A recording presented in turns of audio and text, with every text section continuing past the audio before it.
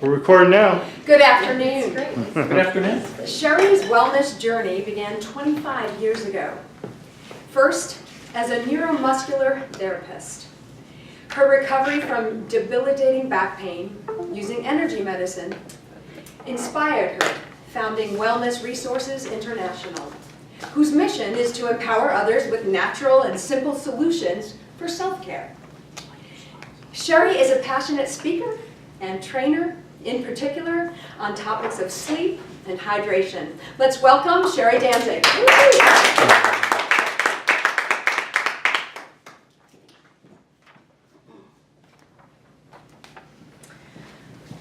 Ready? I am not the smartest, the thinnest, the richest, or the most successful business person I know, but I am one of the happiest. I have learned to be intentional about being happy. As a matter of fact, part of my self-care is to experience love and happiness every day. Self-care is one of the best gifts you can offer yourself. William Shakespeare said, "Our bodies are gardens to which our wills are the gardener."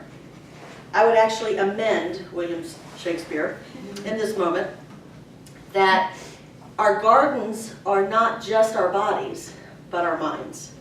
And caring for both our body and minds is the truest of self-care. But I wasn't always so happy, and I wasn't always so great at self-care. We all have stuff that happens to us. Sometimes it's little stuff, sometimes it's big stuff in our past that we need to learn to get over. For me, when I was 11 years old, I had a crush on a neighbor, and he was the father of three little girls that I babysat for. I was kind of a mother's helper at that age. It was years later, when I was a grown woman, that I realized the secret that I'd been holding for over 20 years. The advances that this 30-year-old man and neighbor made on me was not about me being special, as I thought as an 11-year-old, but actually I was the victim of sexual abuse. Facing all of that I had kept locked away for so many years was one of the most difficult things that I've ever had to do in my life. But there was light that came from dealing with all that pain from the past. And I was able to realize just how strong my spirit was, how strong I was as a person, and that I could make choices to move past all of that and not allow my past to impact the rest of my life. I could choose to be happy. My next big challenge in life was not maybe as dramatic, but it was equally as important to me. And that was how to juggle being a working mom. I was very ambitious, and I also wanted the title of being supermom. So I struggled with how to get the most out of 24 hours every day. How to figure that out. I thought I could cheat time. I could stay up really late and get things done. In fact, my regular time to go to the grocery store was midnight. I got very little sleep. I just got by. I got used to being exhausted. And, I was burned out most of the time. I was grumpy, made lots of mistakes, but I was living with what was going on. And at some point, being a neuromuscular therapist, I developed a severe back condition. Not really smart. Here's what happened that turned everything around.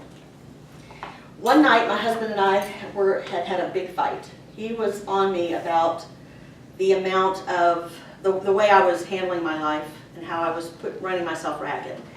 And I told him, I'm in charge here.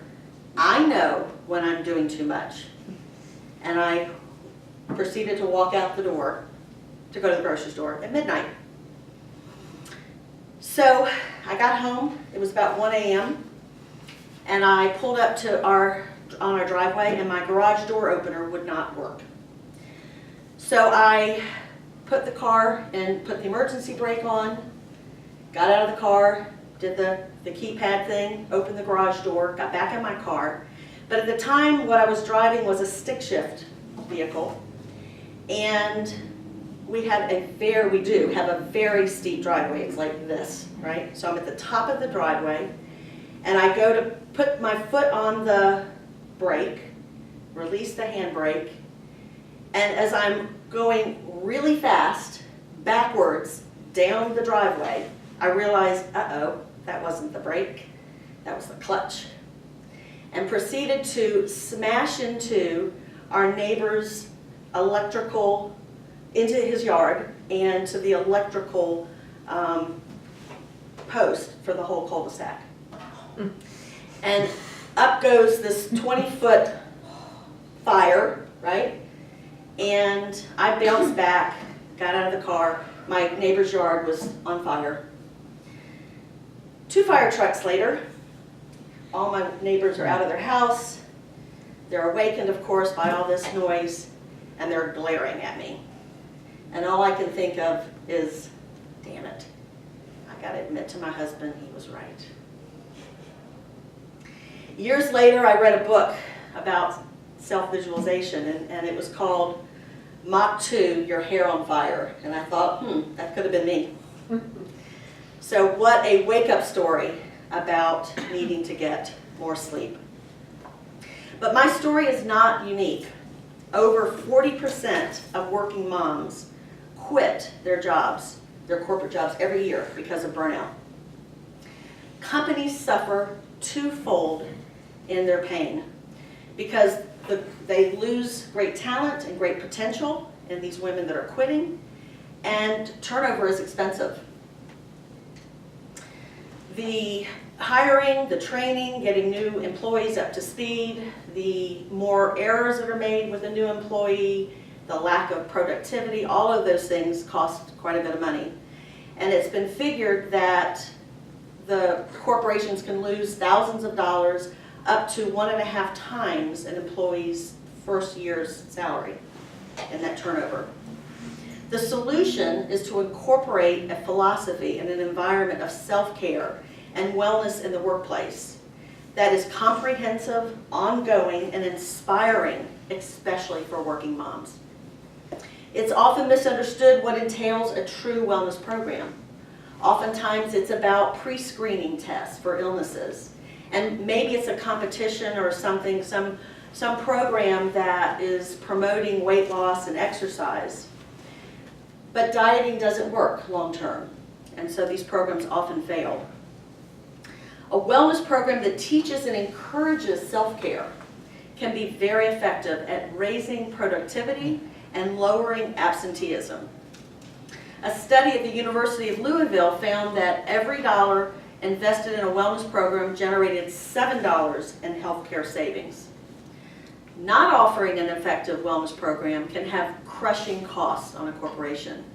According to the Centers for Disease Foundation, worker illness and injuries cost U.S. employees over $200 billion a year, which equates to about $1,700 per employee. Self-care entails such activities as regular exercise, mindful eating, staying well hydrated, daily meditation, and soaking in a tub with lavender, aromatherapy, and lots of candles, and James Taylor tunes, and a glass of wine. Oh, I guess that's just me. But self-care is most effective when it combines both the body and mind. Work environments can be geared to promote happiness. Many factors can contribute, everything from physical surroundings, management styles, managers that will offer appreciation and give lots of encouragement, programs that provide social activities and team building, fun things to do around the office place. In the UK, at the University of Warwick, they conducted a study with 700 participants, and the findings showed that raising happiness in the workplace raised productivity 12%. Happy people are more focused, more engaged, and more collaborative. They actually live longer too. So how do you teach people? How do you lead people to be more happy and more optimistic? You teach them to take 5. 5 things you can do every day. Journal every day about gratitude. Meditate. Do 1 random act of kindness. A daily smile exercise. And last but certainly not least, get a good night's sleep. Research has shown that writing down once or even better twice a day something you're grateful for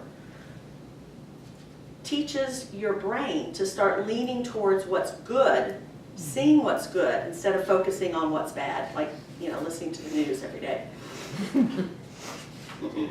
Meditating for 5 to 30 minutes, or maybe even 1 minute 5 times a day, and using your breath fully to find that still point has been proven to lower blood pressure, and it's a great technique for reframing stress. Taking the time to write 1 email or text and compliment someone, maybe a fellow worker, another person. It's an act of kindness, and that will raise your own happiness level. Taking time to intentionally put a soft smile on your face and thinking of something that makes you happy, or something that makes you feel good. Maybe it's a mantra, maybe it's saying your mission statement, or an I am statement, something that empowers you, is a way to completely shut down the monkey mind and help to support you feeling more confident, more happy. And sleep.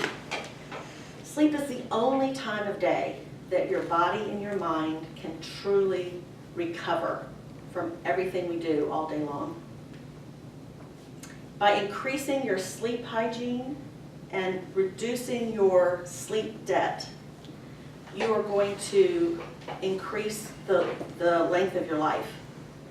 You literally increase your memory, you strengthen your ability to learn new things, you increase your creativity, it impacts your mood, and it affects every organ in your body.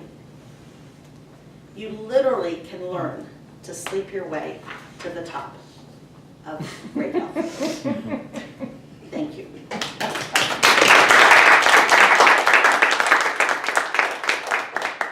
Sherri, that was just at 11 minutes. So, Sherri, wow, there's so much. I want to ask the question that Melissa asked. What kind of feedback are you looking for from this today? Thank you. So I'm new at speaking, and I wouldn't necessarily know that. Let me just tell you, I wouldn't necessarily know that. I have spoken about products in my business, Okay. And have been very nervous doing that many times, so this is a new experience. And so I really am, the biggest thing I want is, did things flow, did they make sense? Because this was a whole big process for me to really ask myself and tell a story about why does this matter to me, because I feel like if I can share why it matters to me, that I can connect with other people. Okay. But I want to have, I don't want this to be, this is like a feel-good talk. I want it to actually be something I can sell and create programs to really impact the environment of type of wellness. And then one more question before I start on feedback. If you were to put a title to this, have you thought what that would be? I have had their title and it's been left blank, so Okay. I'm not sure yet. Okay. Maybe others have some ideas. First off, I want to start by saying thank you for the vulnerability. Thank you for the courage to stand up there and own your truth and to talk about it in a way that you weren't a victim of it. You know, that you really are in that victor standpoint. So thanks for that. The question I have, and I want to ask this as a question before I come, why did you start with a negative? I'm not the... Yeah. What, was there a reason you Oh. started with that? No, it just came to me. I thought it was a way to get attention, but, to capture people's attention, but not attached to it. Okay, it may be, and maybe it's the juxtaposition you're after, but I'm just not sure, with those being the first words out of your mouth, Okay. my perspective is you are diminishing your credibility. Okay. Okay, so I was thinking maybe to get some of that, you could talk about your journey from being stressed out, hair on fire, which was actually cul-de-sac on fire, right, to the happiest person. Okay. Which you're still kind of getting that, but you're adding some humor to it, and you're talking about a transformation. You're inviting people to come on this journey with you, and you're not putting yourself down. You're painting, here was the picture of me before, without putting yourself down now, which the way you started kind of, and I can appreciate that, because I feel the same way you. I'm not the smartest, I'm not the brightest, I'm not this, but I am, I do happen to be this. Yeah. But there's some people in the room for whom that would create hurdles, just like I'm the convicted felon. Well, you're starting in a deficit. Gosh, there was so much. I just think you can invite people on this journey. The one big thing, you had a lot of data, which was good. So I think there's several things you can do to improve flow. Okay. And to bring people in on a journey that kind of starts here and goes here and comes to this natural conclusion. When you get to the natural conclusion, people are nodding their heads. Yeah, they made that journey with you. Not that there were some things that were disjointed.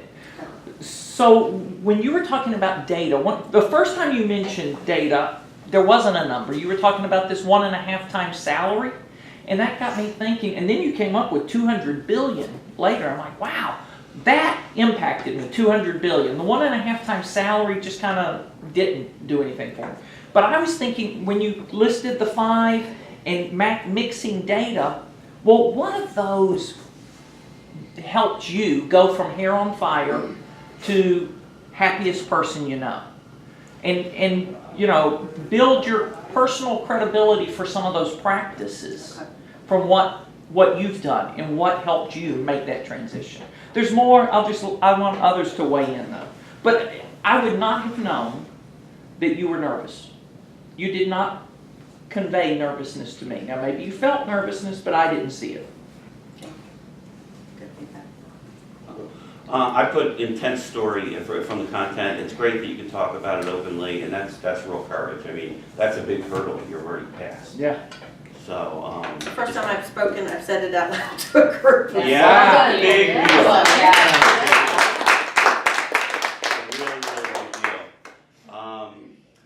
When you started, I would try to get the audience engaged. Maybe say something like, "Have you ever?" or "Did this ever happen to you?" or something like that. Okay. As opposed to all about you. And this is one of my biggest problems. I'm trying to do that more.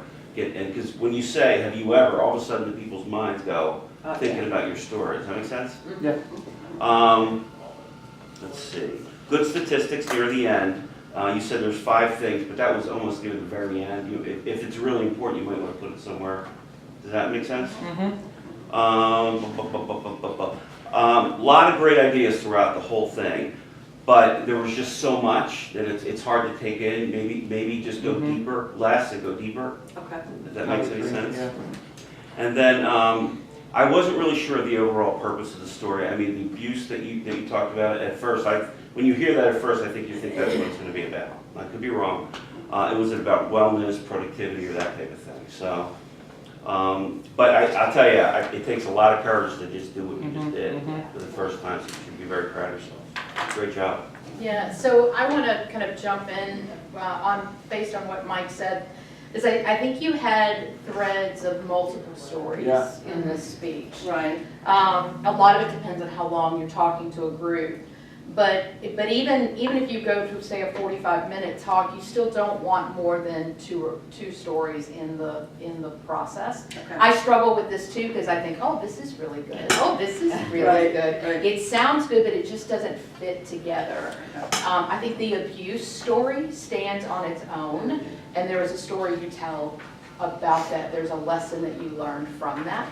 I think if you're speaking in a corporate environment, there's a story you tell about learning to relax, and that how like that just constant frenetic activity doesn't fit if you really want to be successful in your business. So, so one of the things that I wrote down too was that I needed a little bit more of a goal in the beginning. Okay. I kind of jumped back and forth. I thought maybe we were going to have a health talk, and then I thought we were going to have a talk about overcoming the trauma of abuse, and then I thought, okay, but now it's perspective shifts. So there were a whole lot of things that were going on for me, and I was too busy trying to figure that out. I wasn't listening. So, so I think that's a key. Why are we here? Where are we going to go with this? I would challenge you to take 5 suggestions down to less than 3, and if you can get it down to 1, that's going to be huge. Okay. Only because I was like, wait, I'm ADD, right? So I missed 1 and 2 by the time I was registering 3 and 4. So I thought you did a great job. I have to agree with Kevin. I would never have thought that this is not something that you do regularly. So, great job. Yeah. Oh yeah, you got a few more minutes. Yep. Thank you, Sherri. Great, good stats to prove the need. The examples of solutions, you're a solution giver, really love that. The 5 things, love that. You said at one point, some have little stuff, some have big stuff. That is a place that is possible for humor. Some have little stuff like, you could say something funny, you know, about a hangnail catching on your pantyhose on the way to your conference, you know? So that's a place to inject humor. Not really smart. We all probably feel that way, but we don't really, it doesn't add to your talk. So whenever you say anything that's, again, negative about you or a situation, it's probably not helping your talk anymore. And we think you're fabulous, so we don't really think you're not smart. We think you're smart. What is sleep hygiene and sleep debt? So you can explain that in your talk if you want, but for lay people, it might be good to just use more accessible words. Okay. I mean, it doesn't make you seem smarter. You seem smart already. Find some funny was something I put in there. The delivery was clear, smooth, great eye contact. So Sherri, you're doing really well with that. And then probably, I was just thinking, this is my big fat opinion, but I don't think you need as much detail about the car accident, meaning I think it could go even smoother. Have you ever hit the clutch instead of the brake? Well, when I did it, you know, and all I could think, and this is the punchline, and all I can think was, now I gotta tell my husband he was right? So boom, boom, boom. And we get all of that without, I did this and I did this, and it's funny, and we're like, we're right there, because we could easily do something like that ourselves. So those are just some things, but excellent. Thank you. Yay. Great, appreciate it. Can I ask something, just kind of like a general, so I'd like to get everybody's sense of this. So what went on for me, Sherri, is that I felt like I wanted to Google sleep, and I wanted to Google the information you were talking about because you piqued my interest, but I couldn't connect up with why I wanted to hire you. So and maybe it's because all the multiple threads or all of that. Like, I'm not really sure like how that, because I'm asking that for myself too when I present, but I kept asking myself, why would I want to hire her? Like, what is it that made her or makes her make a difference to my people and my organization versus, thank you for enlightening me that we need to do some more healthy things at the office, right? So did you guys, okay, I just wanted to make sure that I was kind of still, so thanks. In the title, I was thinking like wellness, it's more than you think, it's not what you think. That kind of thing sets up that tension that you're talking about. Well, I think one of the other things that I wrote down too is that if it is a corporate talk, meaning that if you aren't going to be able to pick and choose who's going to be in the audience, you've got to figure out a way to connect to that individual that's so busy, doesn't take a bath, and isn't really going to be listening to James Taylor. right? Because there are a lot of people who who really have a need to slow down, that are just like, well, okay, I'm tuning you out because now I gotta go work on some other stuff, right? Right. So thinking about how do you, because it has resonance, but you have to find that resonance with the other side of the audience too. Okay. Are we out of time? We still have a minute or two, I yeah. have something on that, picking up on what y'all are saying. I think, first of all, I think you want to plant some seeds earlier, because right now you've kind of got the personal story, then you've got the teaching, and when you go into teaching mode, you're doing a lot of generic listing, like mindfulness is good, and meditation is good, and gratitude is good. And I think we want your spin on any of those things, bring them to life in your own unique way. Otherwise, we start to zone a little bit, because yeah, those things are good, yeah, I know that. But I think that if you put together an example of how somebody succeeded and turned the ship a bit by one of the things you say, which is, so my message is, let's start small. One of the reasons people don't meditate is, oh, they gotta be a meditator and it's whatever. So my message is, let's start small. Or it might be, pick one thing. Pick one thing. Let me tell you about Christy. She was so busy and and she picked this thing, and this is the impact that it had. So we could start to see what's in it for us if we do any of these things, and is it really doable? The other thing is, I thought you had some fantastic moments where you have a knack for taking something out of context and sticking it somewhere else. It's maybe like a word like non sequitur, I'm not sure, but sleeping your way to the top, that was fantastic. And I also thought that your first line was along the same line, I'm not this, but I am the happiest. And I thought, that is something we all want, and if she can tell me how to get that, I want that. So I thought that was great. And here's one thing, this might be helpful to everyone. You know, there's sort of an arc to the talk. There's sort of an arc. It's got to be moving forward. It's got to be taking us somewhere. And when the arc is interrupted and we're not feeling like I know where I'm going, and you know what? It's sort of like the roller coaster that every moment is packing punch into the next moment, and it's getting bigger, you know? I think there's some dramatic elements that you need for that. The other way to look at it is, you know, it's the V. So we start here and we go deep into the problem. Then we start to climb out of it, and then we've got the moral of the story. So the clear takeaways, the what's in it for me, why this person who's talking about meditation and so on, why her? And it's because you've made it so personal with your wonderful story, and you've got some elements that say, yes, I can do this, and some potential impacts that you can have too. I thought last thing about the story, dramatic moment, the moment of that whole passage is, so I'm standing there and all I could think is, I'm gonna have to tell my husband he's right. So milk that one, baby. Right? Oh, yeah. Thank you. Excellent. Nicely done. Thank you, Sherri.